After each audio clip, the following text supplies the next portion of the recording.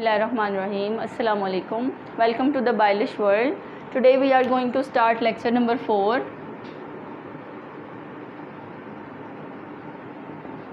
from chapter number 1, Introduction to Biology.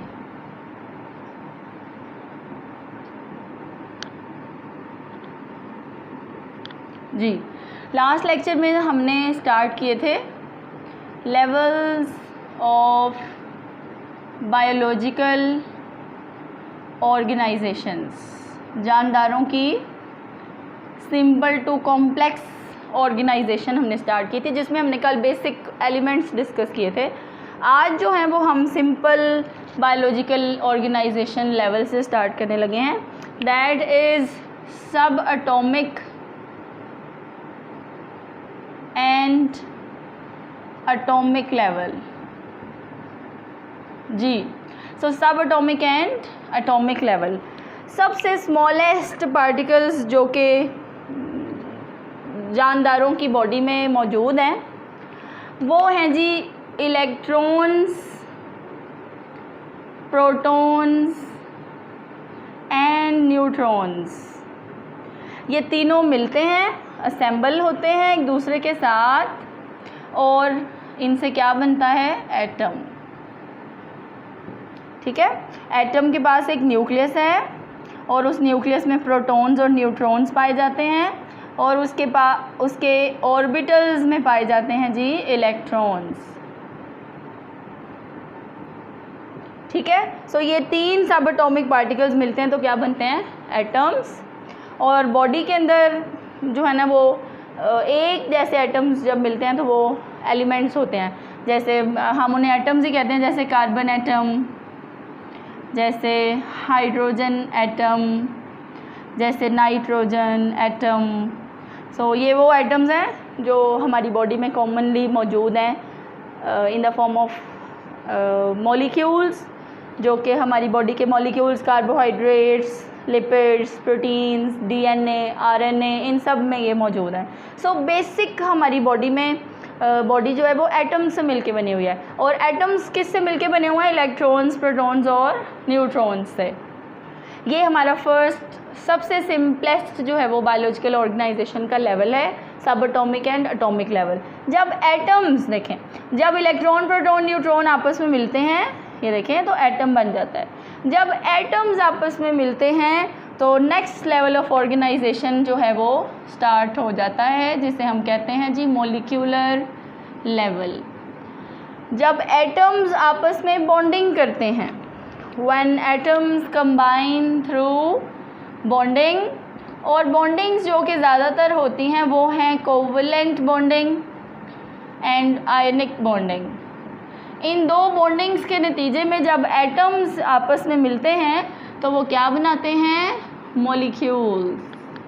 क्या बन जाता है? मॉलिक्यूल्स। जैसा कि हम सिंपल मॉलिक्यूल्स जो है वो बताते हैं बॉडी के, like carbon dioxide, like oxygen molecule, like water molecule.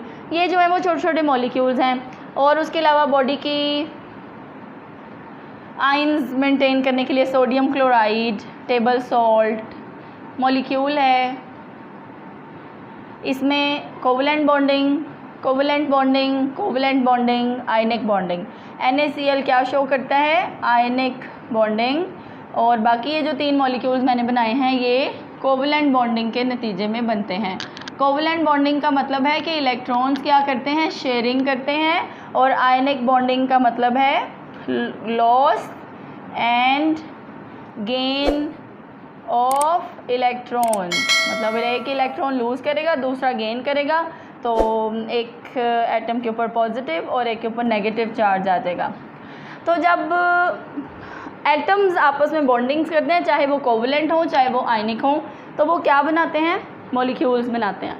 Molecules of life are called as biomolecules. ज़िंदगी के जो मॉलिक्यूल्स हैं जो लाइफ बनाते हैं उन्हें क्या कहा जाता है? बायोमॉलिक्यूल्स। जैसा कि मोस्ट अबंडेंट मॉलिक्यूल्स आर, सबसे ज़्यादा जो जानदारों की बॉडी में पाए जाते हैं वो हैं DNA, RNA, कार्बोहाइड्रेट्स, जिसमें सबसे कॉमन जो है वो ग्लूकोज है, और उसके अलावा अमाइनो एसिड्स जो कि प्रोटीन्स बनाते हैं, उसके अलावा फैटी एसिड्स एंड ग्लिसरॉल जो कि लिपिड्स बनाते हैं।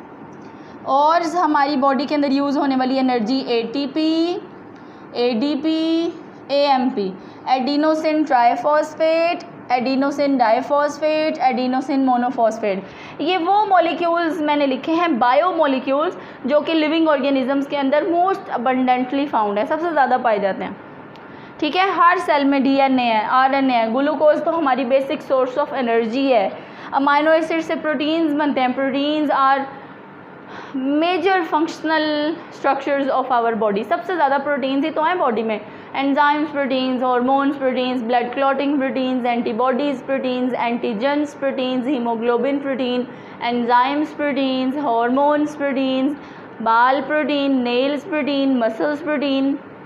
सो प्रोटीन्स ही तो हमारे फंक्शनल यूनिट्स हैं, सारे काम प्रोटीन्स करती हैं। सो फैटी एसिड्स और ग्लिसरॉल मिलके क्या बनाते हैं, लिपिड्स, जिससे आगे कोलेस्ट्रॉल बनता है जो हमारे ब्लड की केमिस्ट्री को कंट्रोल करता है। ATP, ADP, AMP are the sources of energy, are the form of energy. ये हमारी बॉडी के अंदर चलने वाली एनर्जी करेंसी है जिसे बॉडी यूज़ करती है तो काम करती है। सो ये सारे क्या हैं, मोस्ट अबंडेंटली फाउंड बायोमॉलिक्यूल्स। उसके अलावा हमारे पास मॉलिक्यूल्स की जो है ना वो दो टाइप्स होती हैं, जिसमें से एक टाइप को हम कहते हैं जी माइक्रोमॉलिक्यूल्स और एक कौन से होते हैं जी, मैक्रोमॉलिक्यूल्स।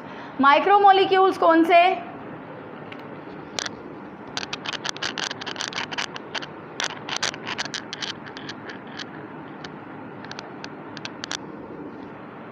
जी माइक्रोमॉलिक्यूल्स